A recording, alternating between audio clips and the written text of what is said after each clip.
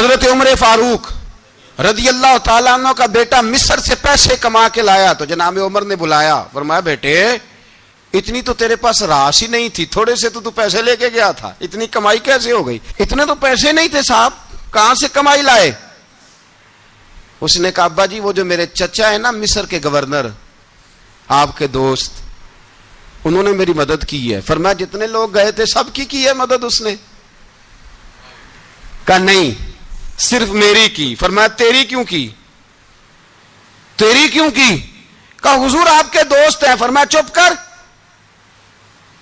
حضور انہوں نے مجھے اتنے پیسے دیے، میں نے کاروبار میں ڈالے تو نفع آیا تو میں ان کی رقم دے کے۔ فرمایا خاموش ہو جا، باقی جتنے لوگ گئے تھے سب کی مدد کی اس نے؟ کہا نہیں حضور صرف میری کی۔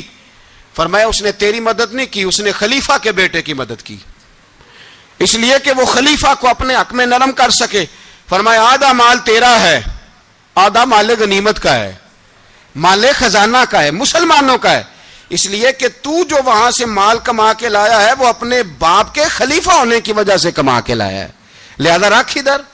یہاں کہتے ہیں کدھر سے آیا، کیسے آیا، کون سا حساب دیں، کیا کریں؟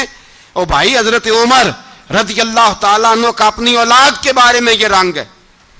ایک جنگ سے نا خوشبو آئی، خوشبو بڑی مہنگی ہوتی تھی، عرب میں خوشبو آج بھی بڑی مہنگی ہے، وہ زیادہ استعمال کرتے ہیں۔ میری باتوں کی سمجھ آ رہی ہے میرے بھائیوں؟ بڑی مہنگی خوشبو تھی۔ جب وہ خوشبو آئی تو حضرت عمر نے کہا، گھر میں پہلے پہنچی حضرت عمر کے، چونکہ زیادہ عورتیں استعمال کرتی تھی گھر کے اندر خوشبو، مرد بھی لگاتے تھے۔ حضرت عمر نے اپنی بیوی سے کہا، آپ کی زوجہ تو تھی وہ بڑی خوشبو کو پسند کرتی تھی۔ حضرت عمر نے اپنی زوجہ سے کہا کہ خوشبو لاؤ، میں نے ایک عورت کی ڈیوٹی لگائی ہے، وہ خوشبو تول کے نا تو حصہ برابر صحابہ میں بانٹ دے گی۔ تو آپ کی زوجہ کہنے لگی کسی بی بی کی ڈیوٹی لگانے کی کیا ضرورت تھی، میں جو موجود تھی میں بانٹ دیتی ہوں تول کے حصہ برابر۔ آپ نے فرمایا نہیں تو رہنے دے، وہ فلانی بی بی بانٹے گی۔ کہا حضور میں نے بھی بانٹنی ہے، میرے پہ کچھ حق ہے؟ آپ نے فرمایا نہیں تو تفصیل نہ پوچھ، تو خوشبو دے دے، کوئی اور بانٹے گی۔ خاتون خانہ تھی نا، کہنے لگی نہیں مجھے بھی آج آپ کو بتانا ہی پڑے گا کہ کوئی جو بانٹ سکتی ہے تو میں کیوں نہیں بانٹ سکتی؟ زوجہ کہتی عمر نے بات کی تو میری چیخیں نکل گئیں۔ حضرت عمر فرمانے لگے جب تو خوشبو بانٹے گی نا تیرے ہاتھوں کو بھی لگے گی، تیرے دوپٹوں کو بھی لگ جائے گی۔ اگر رب کریم نے مجھ سے سوال پوچھا کہ عمر خوشبو تو مسلمانوں کی تھی، تیری بیوی کے دوپٹے کو کیوں لگ گئی، تو میں اللہ کے حضور کیا جواب دوں گا؟ اگر اللہ نے یہ سوال کیا کہ تیری بیوی نے کیوں لگائی، وہ تو حصہ تھا مسلمانوں کا، تو نے تیری بیوی نے کیوں لگائی؟ تو فرمایا میں نہیں چاہتا کہ اللہ کے حضور مجھے اور تجھے باز پرس ہو، لہذا کسی اور کو بانٹنے دے۔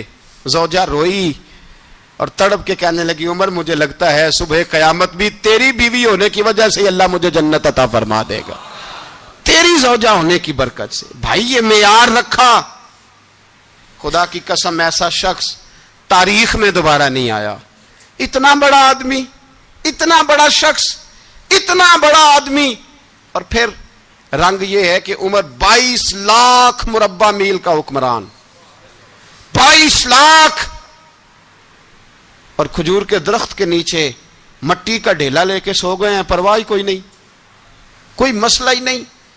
2 غلام ساتھ بیٹھے تو ایک روٹی حضرت عمر نے گھر سے منگوائی، تھوڑا سا سرکہ، تو غلام کہنے لگے ہم نے بھی کھانی ہے۔ فرمایا کوئی حرج نہیں، روٹی کو پیٹ بھر کے کھانا ضروری تو نہیں، 3 حصوں میں بانٹ لیتے ہیں۔